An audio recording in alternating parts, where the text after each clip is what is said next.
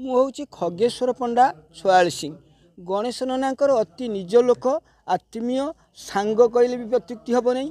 ଆଉ ଆମେ ତିନି ଜଣ ଥିଲୁ ସୁଧାକର ନାୟକ ଗଣେଶ ପଣ୍ଡା ଖଗେଶ୍ୱର ପଣ୍ଡା ସବୁବେଳେ ଆମେ ସାଙ୍ଗରେ ବୁଲୁ ସାଙ୍ଗରେ ଯାଉ। ଆଜି କେଉଁଠି କଲେଜର ହେବ ଭଦ୍ରକ କଲେଜର ଯେତେବେଳେ ଥିଲା ବେସରକାରୀ ସରକାରୀ ହେବ ସେହି ସମୟରେ ଆମେ ତିନି ଜଣ ଯାଇଥିଲୁ ବିଭିନ୍ନ ଅନୁଷ୍ଠାନ বিভিন্ন নাটক বিভিন্ন করিছু।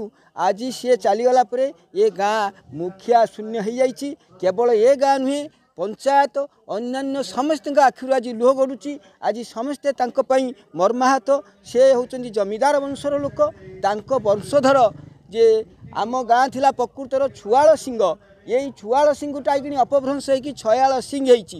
এ প্রকৃতর গাঁ না হচ্ছে আরআই অফিস ছুয়াল সিং তাঁকরি বংশর আজ पोखरी आरआई ऑफिस करचंती आउ तांको उद्यम रे पोस्ट ऑफिस पंचायत स्कूल बहुत किछि हेची।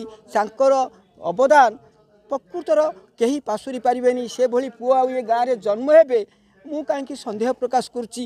तेणु अधिक तांको विषय बहुत जानी तांको पिला माने कहउछनी आमे कष्ट करिकी जे पाठ पढ़चु सी पढ़ुले जो पाठ जे केन्दुआपदा स्टेशन जीवे राधानगर रही मंजूर रोड रे पढ़े पुणी मंजूर रोड आसिकी केन्दुआपदा शिवधल घरे रे मत सबू कही बहुत किसी कथा 10 वर्ष पर से पाठ पढ़ी 53 मसीह 43 जन्म 53 पाठ पढ़ा विषय मुझे बहुत जानी केते बा कौन कहि से भली लोक बहुत विरल आउ से जड़े थिले जे युग जन्मा जोग पुरुष जादुकारी गुण थिला से समस्त की विमोहित कर दियंती।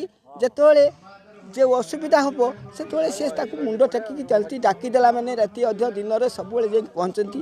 भगवान करंतु तांको भली लोक ए गाँव में जन्मलाभ करंतु आउ तांकर आत्मार सद्गति हो।